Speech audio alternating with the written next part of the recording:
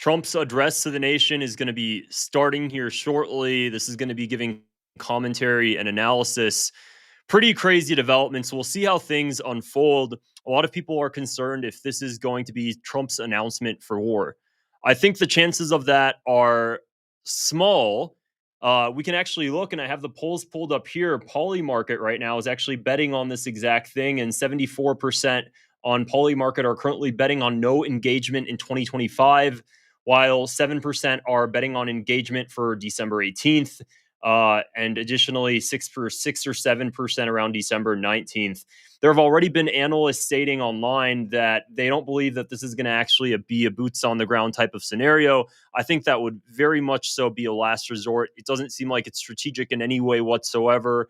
And regardless of how willing Trump would be to tarnish his reputation in the midst of emotional upheaval, I think too many people around him would try to refrain him from doing something so bold like that. But we'll see. The administration has been trying for as long as possible. I mean, all the way back to Trump's first term, implementing sanctions and destroying Venezuela's economy, hoping to cause civil unrest. And through that civil unrest will come natural and organic regime change, or pressured regime change would be a better word. That didn't work, though. And during Trump's first term, it did cause economic collapse and it led to a refugee crisis, but Maduro was still able to hold onto power. Those that are concerned about war are stating that December 15th, so just 2 days ago, Donald Trump designated fentanyl as a weapon of mass destruction. It's pretty shocking to hear him say that, or to hear that presidential address came out, and it makes you wonder, why would he do such a thing? When you hear the word weapons of mass destruction, if you're me, you start to think of George W. Bush. It seems like we're doing a George Bush type. Is this like George Bush round two scenario all over again? It's what a lot of people are fearful of, and it seems like the longer on this administration goes, that's exactly how things seem to be playing out. Strikes on Iran now this, hopefully not. So it opens up the door to a lot of things. And, one of the issues here is that by classifying it also as a weapon of mass destruction, it also opens up criminal means to prosecute individuals more. It opens up the door for a lot more. It opens up the door to allow the government to implement more aggressive action, and that's what people here are most scared of. So the address should be starting now in just a couple minutes, and we're gonna see what he says. I think that also, while I was going on the White House accounts on X, it seems like they're joking about this entire thing. They're putting eye emojis when he mentioned that he's going to be doing his address to the nation today. So that alone kind of makes me feel a bit more relieved. I think that this is basically going to be Trump's opportunity to gloat, like he usually does, about all of the achievements that's been going on. Tonight at 9 p.m., President Trump is going to be addressing the nation. And then again, it says the exact same thing. They're just going to be gloating. I was also reading online, however, though, that Marco Rubio is apparently walking around nervously in circles at the Oval Office, concerned. This was prior to Donald Trump coming in and obviously giving his speech here in a couple minutes. People are stating that because Marco Rubio is at the Oval Office, could this mean that could this be a sign of something that has to do with foreign policy? Could Trump be addressing something related to foreign policy, and could this be indicative of a much more shocking sort of address? I feel like there have been a lot of times in the past that we've seen Trump on Truth Social talk about he's going to be giving the biggest announcement ever, and he really likes to hype things up. And I feel like there's going to be a little bit of that. There's a little bit of that going on right now. So we'll see. I'll look through some of the comments here. It's impossible to look at this fool when he lets loose with his ego. I'm tuning in tomorrow to see what kind of foolishness he puts out. I'm freaking terrified. Anxiety. Please don't do this, Trump, you idiot. Really hoping he doesn't. So we'll see. Other people on X here. Let me go ahead and share my screen here so we can kind of just go through and see what everybody's saying. Again, this is what the White House account is saying tonight at 9 p.m. He's going to be addressing the nation. And keep in mind that this is while everything is going on with just recently announcing the total blockade on Venezuela's oil tankers. Earlier today, Thomas Massey went ahead and was talking about how presidents are told to go to war over and over again because of WMDs. Let me go ahead and zoom in here so you guys can see this better. There we go. Trump's address. Apparently, I spoke with for the war powers resolution directing the president to remove armed forces from hostilities in Venezuela unless Congress authorizes it. When war-making power devolves to one person, liberty dissolves. Congress needs to vote before the president attempts regime change. That vote actually did not end up passing today. I believe. I believe it was. It was a couple two votes off from actually making it past the House. We are going to war with Venezuela because Donald Trump is on the Epstein list, says somebody. Breaking tonight, Trump will announce war with Venezuela. That's a statement from Tucker Carlson. I think that's already what kind of set off all of this concern, is because of Tucker Carlson's statements earlier. So he should be starting here in a little bit, any moment now. They stated it's going to be at 9 p.m. It's 9:01 now, so should be starting here momentarily. Let me go ahead and share this as well. Trump's Oval Office address tonight sparks Venezuela war rumors, and it goes on and says the same thing. And again, tonight, this is what I was saying, guys. Tonight, President Trump addresses the nation from the White House, and it has that eye emoji. I personally don't feel like if something really shocking or very serious is going to be going on, it would be something like that. Here's looks like he's Good about to evening, start. America. 11 months ago, I inherited a mess, and I'm fixing it. When I took office, inflation was the worst in 48 years, and some would say in the history of our country, which caused prices to be higher than ever before, making life unaffordable for millions and millions of Americans. This happened during a Democrat administration, and it's when we first began hearing the word affordability. Our border was open, and because of this, our country was being invaded by an army of 25 million people, many who came from prisons and jails, mental institutions, and insane asylums. They were drug dealers, gang members, and even 11,888 murderers, more than 50% of whom killed more than one person. This is what the Biden administration allowed to happen to our country, and it can never be allowed to happen again. He's getting right into We it. had men playing in women's sports, transgender for everybody, crime at record levels with law enforcement, and words such as that just absolutely forbidden. We had the worst trade deals ever made, and our country was laughed at from all over the world. But they're not laughing anymore. Over the past 11 months, we have brought more positive change to Washington than any administration in American history. There's never been anything like it, and I think most would agree. I was elected in a landslide, winning the popular vote and all 7 swing states and everything else, with a mandate to take on a sick and corrupt system that really just took the wealth from people and crushed the dreams of the American people. For the last 4 years, the United States was ruled by politicians who fought only for I'm going to pause here. I will play it in a second. I was assuming that this was going to be a lot of gloating in the beginning, and that's exactly what we're saying. So let's see how long it takes for any sort of substance to actually come out of his mouth. That's going to be something nuanced or new information. Insiders, illegal aliens, career criminals, corporate lobbyists, prisoners, terrorists, and above all, foreign nations, which took advantage of us at levels never seen before. They flooded your cities and towns with illegal aliens. They decimated your hard-earned savings. They indoctrinated your children with hate for America. They just released a level of violent felons that we had never seen to prey on innocent. They caused war. They caused mayhem. They caused a horrible situation all over the globe. But now you have a president who fights for the law-abiding, hardworking people of our country, the ones who make this nation run, who make this nation work. And after just 1 year, we have achieved more than anyone could have imagined. Starting on day one, I took immediate action to stop the invasion of our southern border. For the past 7 months, 0 illegal aliens have been allowed into our country, a feat which everyone said was absolutely impossible. Do you remember when Joe Biden said that he needed Congress to pass legislation to help close the border? He was always blaming Congress and everyone else. As it turned out, we didn't need legislation. We just needed a new president. We inherited the worst border anywhere in the world. I want to stop right there again for a little bit. Again, he's talking about a lot of the problems that he's inherited. So now it makes me wonder, okay, is he just going to list how he's overcame those problems, or is he using this as justification to explain what he's about to do?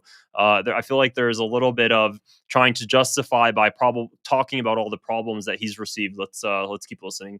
And we quickly turned it into the strongest border in the history of our country. In other words, in a few short months, we went from worst to best. We're deporting criminals, restoring safety to our most dangerous cities. Just take a look at Washington, D.C. It's at levels of safety that we've never seen before. And they decimated the bloodthirsty foreign drug cartels. We did that all by ourselves with our people, and we're so proud of it because they were poisoning and destroying our population. Drugs brought in by ocean and by sea are now down 94%. We have broken the grip of sinister woke radicals in our schools, and control over those schools is back now in the hands of our great and loving states where education belongs. After rebuilding the United States military in my first term, and with the addition we are adding right now, we have the most powerful military anywhere in the world, and it's not even close.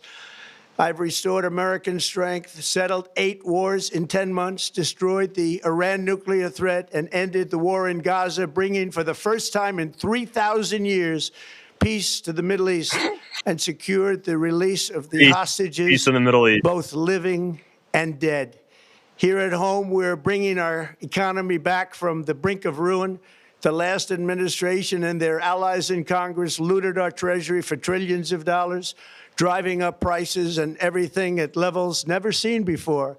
I am bringing those high prices down and bringing them down very fast. Let's look at the facts. Under the Biden administration, car prices rose 22%, and in many states, 30% or more. Gasoline rose 30 to 50%. Hotel rates rose 37%.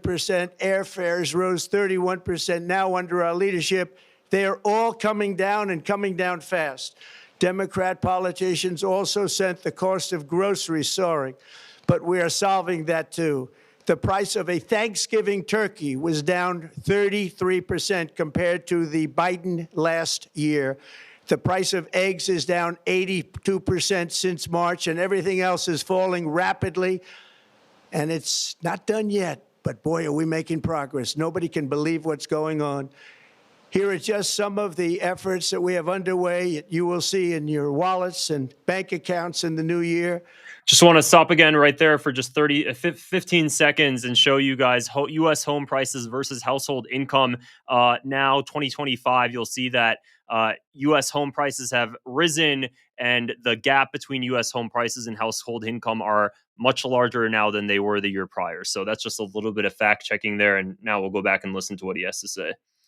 After years of record-setting falling incomes, our policies are boosting take-home pay at a historic pace. Under Biden, real wages plummeted by $3,000. Under Trump, the typical factory worker has seen a wage increase of $1,300. For construction workers, it's $1,800. For miners, we're bringing back clean, beautiful coal. It's $3,300. And for the first time in years, wages are rising much faster than inflation. Remember that. The wages, just look at it. Wages are going up much faster than inflation. How big is that? Very importantly, there are more people working today than at any time in American history, and 100% of all jobs created since I took office have been in the private sector. Think of that. 100% of all jobs have been in the private sector rather than government.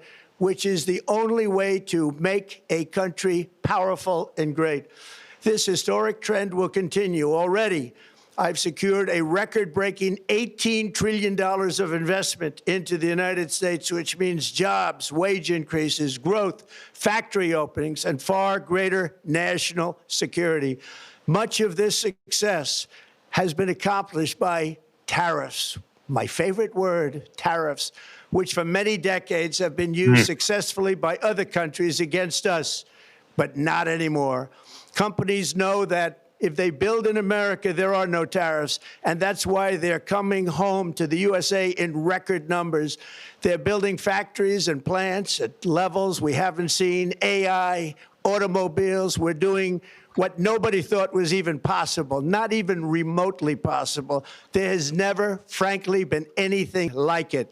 1 year ago, our country was dead. We were absolutely dead. Our country was ready to fail, totally failed. Now, we're the hottest country anywhere in the world, and that's said by every single leader that I've spoken to over the last 5 months. Next year, you will also see the results of the largest tax cuts in American history that were really accomplished through our great, big, beautiful bill, perhaps the most sweeping legislation ever passed in Congress. We wrapped 12 different bills up into one beautiful bill. That includes no tax on tips, no tax on overtime, and no tax on Social Security for our great seniors. Under these cuts, many families will be saving between $11,000 and $20,000 a year, and next spring is projected to be the largest tax refund season of all time. Because of tariffs, along with the just passed. I'm going to pause there for another 15 seconds regarding tariffs here. I'm going to share my screen. This article was just recently published a couple of weeks ago. About 44% of small businesses surveyed reported raising prices due to tariffs. 74% reported being worried about their business surviving over the next 12 months. I own a small business. I also had to increase my prices by just 50 cents, 75 cents, but still was a negative impact. Anyways, let's keep playing here so you guys can keep listening. One big, beautiful bill. Tonight, I am also proud to announce that more than 1,450,000, think of this, 1,450,000 military service members will receive a special, we call Warrior Dividend before Christmas. So Warrior Dividend. In honor of our nation's founding in 1776, we are sending every soldier $1,776. Think of that. And the checks are already on the way. Nobody understood that one until about 30 minutes ago. We made a lot more money than anybody thought because of tariffs, and the bill helped us along. Nobody deserves it more than our military, and I say congratulations to everybody. And by the way, we now have record enlistment in our military, and last year we had among the worst recruitment numbers in our military's history. What a difference a year makes. In addition, I'm doing what no politician of either party has ever done, standing up to the special interest to dramatically reduce the price of prescription drugs. I negotiated directly with the drug companies and foreign nations, which were taking advantage of our country for many decades.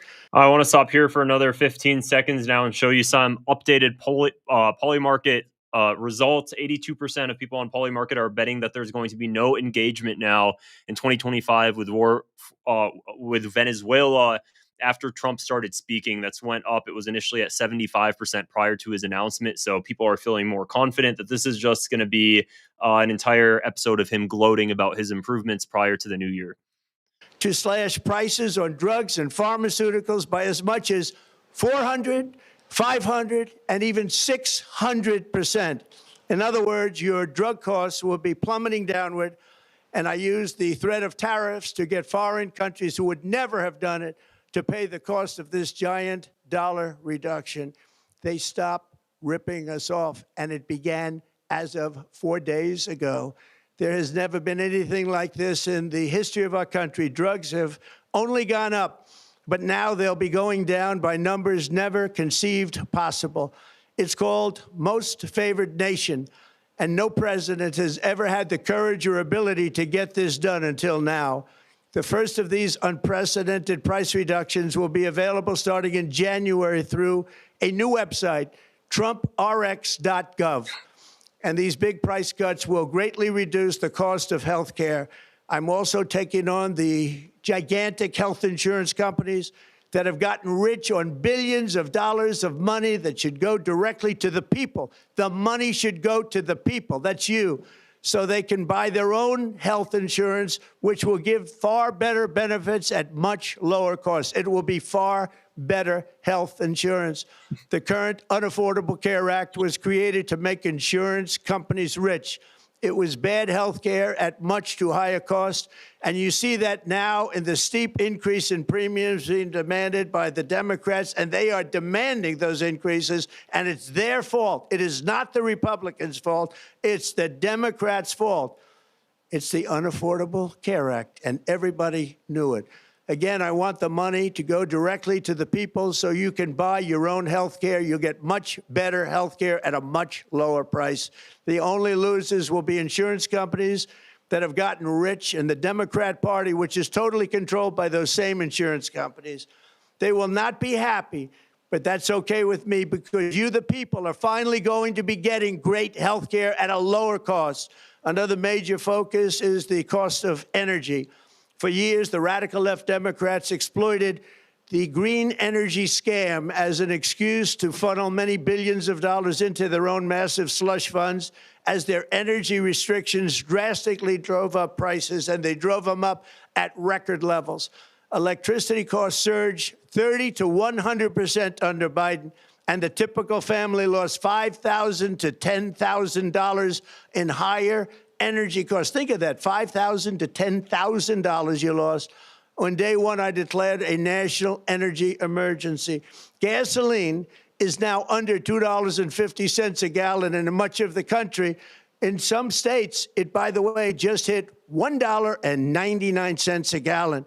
And within the next 12 months, we will have opened 1,600 new electrical generating plants, a record, and it's a record that won't be beaten by practically, I would say, by anybody, or certainly not very soon. Prices on electricity and everything else will fall dramatically. The Democrat inflation disaster, again, the worst in the history of our country, also robbed millions of Americans of home ownership and indeed the American dream. The yearly cost of a typical new mortgage increased by $15,000 under Democrat rule. In 11 months, we've already gotten that annual cost down by $3,000, and it's coming down a lot lower. Wait till you see. The numbers are going to be shocking. And I'll soon announce our next chairman of the Federal Reserve, someone who believes in lower interest rates by a lot, and mortgage payments will be coming down even further. Early the new year, and you will see this, in the new year, I will announce some of the most aggressive housing reform plans in American history. A major factor in driving up housing costs was the colossal border invasion. We have never been invaded. This is the worst thing that, frankly, in my opinion, the worst thing that the Biden administration did to our country is the invasion at the border. The last administration and their allies in Congress brought in millions and millions of migrants and gave them taxpayer-funded housing while your rent and housing costs skyrocketed. Over 60% of growth in the rental market came from foreign migrants. At the same time, illegal aliens stole American jobs and flooded emergency rooms, getting free health care and education paid for by you, the American taxpayer.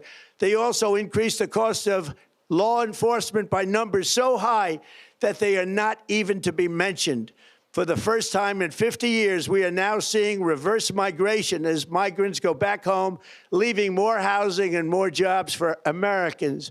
In the year before my election. Okay, I just need to pause really quick and give some breaking news updates here. While he's speaking about everything, F-22 Raptors launched from Virginia base amid Venezuela tensions. This just happened within the past, seems like, hour or so. Within the past, this was reported an hour ago. A group of F-22 Raptors took off from Langley Air Base in Virginia around 3 hours ago. This was posted about an hour ago, so I would say 4 hours ago, in 3 separate waves of 2 to 4 jets each.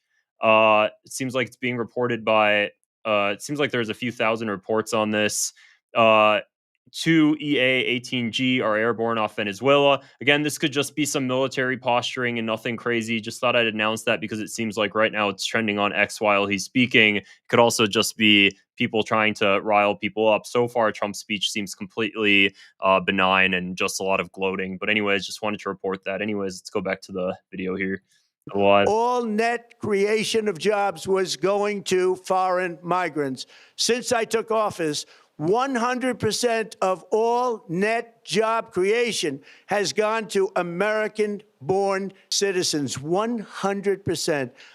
In the end, government either serves the productive, patriotic, hardworking American citizen, or it serves those who break the laws, cheat the system, and seek power and profit at the expense of our nation. Look at Minnesota, where Somalians have taken over the economics of the state and have stolen billions and billions of dollars from Minnesota and indeed from the United States of America. And we're going to put an end to it. For so long as before my election, the vast majority of good and decent Americans were forced to watch as corrupt politicians plundered the halls of power, exploited our taxpayers, and pillaged every system that makes civilized society function. But not anymore, and you see that every day, not anymore. We're putting America first, and we are making America great again. Very simple. We are making America great again. Tonight, after 11 months, our border is secure. Inflation is stopped. Wages are up. Prices are down. Our nation is strong. America is respected. And our country is back, stronger than ever before. We're poised for an economic boom, the likes of which the world has never seen. Soon we will host the World Cup and the Olympics, both of which I got. But most importantly, we will celebrate the 250th anniversary of the Declaration of Independence. There could be no more fitting tribute to this epic milestone than to complete the comeback of America that began just 1 year ago. When the world looks at us next year, let them see a nation that is loyal to its citizens, faithful to its workers, confident to its identity, certain to its destiny, and the envy of the entire globe. We are respected again like we have never been respected before. To each and every one of you, have a Merry Christmas and a Happy New Year. God bless you all. That's it. It seems like I think there we go. So, you know what? I should have kind of recognized this. I think Trump is, he's an entertainer first and foremost. Part of me thinks they wanted to edge people on, thinking that something was going to be a lot more serious than it was, allowing the fear to foment. They could have easily stated earlier that nothing concerning is going to be happening. This is not going to be an announcement for war. I feel like part of them actually wanted to rile people up simply so that way they can kind of get more views on this.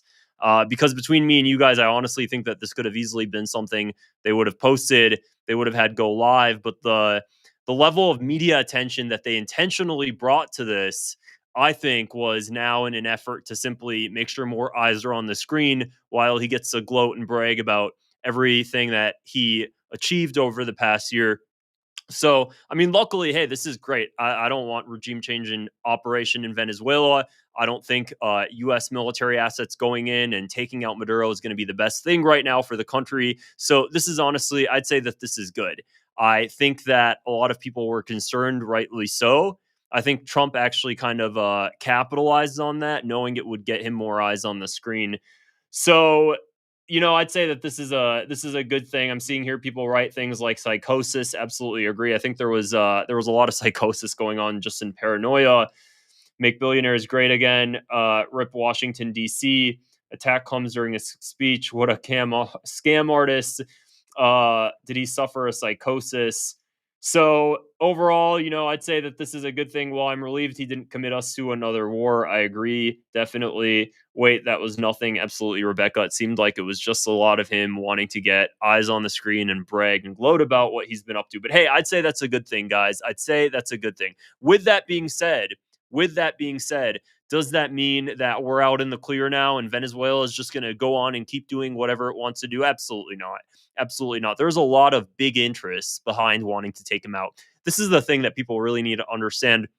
Of course, there's oil money behind it. There's a lot of big interests like oil, but there's a lot of billionaire interests behind it. There's a lot of elite interests behind it that want to see that regime change. I think that there's a lot of reasons. One, it's because Russia and Venezuela is allied with Russia and China. That's one of the factors. The first and foremost would be the oil and the United States wanting to have access to those oil fields. Second would be Russia and China, and Maduro not being a Western backed government. That would be another thing. And then another also important thing, might not be as big as the first two, but another one big thing that does put pressure on it because the interests that control a lot of these sectors are Zionists. That's just a matter of fact, is the fact that they want to see regime change in order to put a pro Israel Western puppet in place. That's also a fact. We already see this because we know who they want to put in place, which is the previous Nobel Peace Prize winner, Maria Corina Machado. And she previously went on Rumble with Donald Trump Jr. And she gave an interview where she stated that she wants to open up the markets. And one of the first things she's going to do when she becomes the new president of Venezuela is move the embassy from Tel Aviv to Jerusalem. Why is she doing that? Why is she trying to win the attention and win the support of Israel? Well, because she knows who's really in charge, which is Zionists in the U.S. government. So she knows by kissing ass and telling them that she'll go ahead and work on moving the embassy from Tel Aviv to Jerusalem the moment she's in office, she knows that she's going to be able to get a lot of big interest behind her and a lot of big interest to overthrow Maduro. This is something people really need to understand. It is an important point for any country anywhere in the world that if somebody wants to become president in any country anywhere in the world, the United States will back you as long as you back Israel. Not if you back America, but if you back Israel, which in of itself means America. Why? Because of the fact that, again, Zionists and Zionism occupies a lot of the influential and powerful figures in the United States. So if you can get those people on your side, the very elite, powerful people on your side that control big interests, that heavily influence the oil sector, okay, the financial sector, when you get those people on your side, then it's going to be a lot easier to convince politicians and elected officials and governments and policy to get on your side as well. So that's why you see a lot of this gloating and a lot of this ass kissing from Maria Corina Machado to support regime change operations. She actually reached out to Netanyahu's Likud party 2018, asking and writing a letter to Netanyahu's Likud party, so the ultra-conservative right-wing party in Israel, telling them, please help overthrow Maduro, and I would like the Mossad to do covert operations to ensure that Maduro is overthrown. This is who, again, they want to plop in place. Lara Trump also previously interviewed Maria Corina Machado. So there's that. First and foremost, there's oil, of course, because Venezuela, again, like I was stating earlier, there's oil refineries that the United States wants to get back in business, refining Venezuela's crude oil that's heavily impure.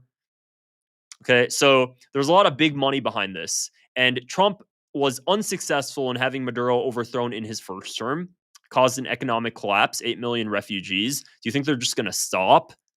They're going to be, okay, well, it didn't work. I guess that's it. We have Maduro in place. No, if anything, the pressure's been upped. So they're not going to stop. So they're going to make sure he's out of office. They're going to do something. It's just a matter of when. He didn't state that they're going to be going to war, but just a couple of days ago, they now listed fentanyl as a weapon of mass destruction. They're repositioning military assets around Venezuela. So they're preparing for something. Might not be right now. They might have something planned later. They might not have anything planned yet, but they're going to make sure that they do it while Donald Trump is in office. That's just the fact. Is it going to be boots on the ground? Highly unlikely. Highly unlikely. I think that the CIA, the Trump administration, they would much rather have it be done financially by cutting Venezuela off, which is why you're seeing them take and seize these oil tankers. It might be done covertly, but the idea of boots on the ground to do a regime change operation would be the last resort type of thing if everything else that they're trying to implement doesn't work out.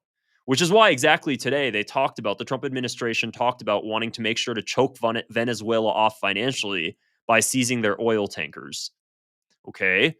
Well, if they go ahead and do that, they've already tried to implement sanctions. They already did implement sanctions back in 2018, and it only led to a refugee crisis. He was able to hold on to power. This is also something that's important to note is that Venezuela at the time, Maduro is giving out speeches as well to his own people. He's seen as a dictator. If you go on social media and you talk to Venezuelans, the vast majority of them that I see dislike him a lot. A lot of them actually support the United States going in and doing a regime change operation in Venezuela. So he's very much so disliked by a lot of people. A lot of people. That's fact. I don't know the recent polls, but I see that we can see that. I see that in a lot of comments. Regardless, despite that when there's an outside force, and this is proven time and time again in every single study, you can look at every single research study, sociology study on nationalism and on countries, is that when there's an external threat posed on a country, nationalism increases. If something were to happen to the United States, God forbid, nationalism within the United States would rise. Why? Because when there is an alien force attacking you, or when there's an exterior force coming your way, then the Democrats and Republicans are more scared of that than they are of each other for the brief period. So they get together and they work harder together in the short term. This is across every country. It doesn't matter. When there's an external threat, nationalism increases and people get together more. Okay. So what we're seeing now in Venezuela is Trump is putting out all of these threats. Today he made a speech regarding oil. And I showed you one of the clips that Venezuelan government officials stated. And I also showed you some clips in a previous video what Maduro stated himself. And he's already increasing nationalist sentiment. We're seeing that. He's mentioning that Donald Trump just wants Venezuela to be another just to be another colony of the United States, and the United States empire is going after another oil country, and they just want to put a puppet in place. He's saying all of these things now, regardless of what you believe. What we're seeing is a rise in Venezuelan nationalism at the same time. So even if Trump continues to do what he wants to do, which is try to choke Venezuela off financially, which they're going to continue to do, that does not necessarily mean that it's going to actually work and lead to regime change, because of the fact that his population and his citizens know that this is being done by an external threat. There's also a chance that it might be counterproductive and increase nationalism and actually keep him in power. He was able to hang on to power during Trump's first term, despite the fact that Trump implemented these sanctions. So you could say that, okay, maybe nationalism rose then too. Another great example of this would be, unfortunately, Israel. Nationalism skyrocketed in Israel while they were going in their feud with Iran because of the same thing. They feel like there is an external threat. Okay, Israel is so nationalistic now that it's been off the deep end since its inception. And what you'll see is that when things are heightened, it goes more off the deep end and nationalism increases. And it can be so counterproductive to where they begin to isolate themselves when they're dealing with an external threat. They'll begin to censor more things in the media to make sure their citizens don't see certain things. They'll make sure to remove themselves from international bodies because they want to be able to do whatever they feel like they need to do to preserve their country and to keep with their military objectives. This is just a matter of fact. Now, whether or not this is going to work, who's to say? So while there's going to be a lot of financial pressure on Venezuela, we're going to see that happen internally within Venezuela, while at the same time, people still wanting a regime change against Maduro because of the fact that so many Venezuelans also don't like him. And we're going to be seeing covert CIA action. This is another thing that I found was so odd, is you guys might remember a few weeks ago, Donald Trump was announcing that he's allowing the CIA now to do covert operations in Venezuela. I thought that was probably one of the most odd speeches or statements he's ever gave, as if the CIA wasn't already doing that without his approval. It was very odd. It was as if Trump thinks the CIA cares what he says. You know what I mean? It's like, okay, I gave the CIA approval to conduct foreign operations in Venezuela. Okay, you think that they weren't doing it anyways? It was very, very odd for me to see that. They were already doing it prior. I think now we're going to start to see a lot of covert operations that we will clearly not know as covert because things are going on behind the scenes, and they're basically acting on a stage to make certain events happen. So there's a lot of moving variables, and we'll see how things unfold. And we'll see how the rest of the month unfolds, honestly. Things could change tomorrow. He can make another statement just depending on his mood when he wakes up. The guy's very volatile. Honestly, I feel like every day is going to be a surprise with him. It already has been. So Maduro could do one thing and all of a sudden the world explodes. We'll see how things unfold moving forward. If you found this video interesting and you like my analysis, would appreciate if you click the subscribe button and give it a thumbs up as well. Also, super gifts and chats help me do this more routinely for you guys, so would appreciate the support. Thanks so much. Take care. Bye.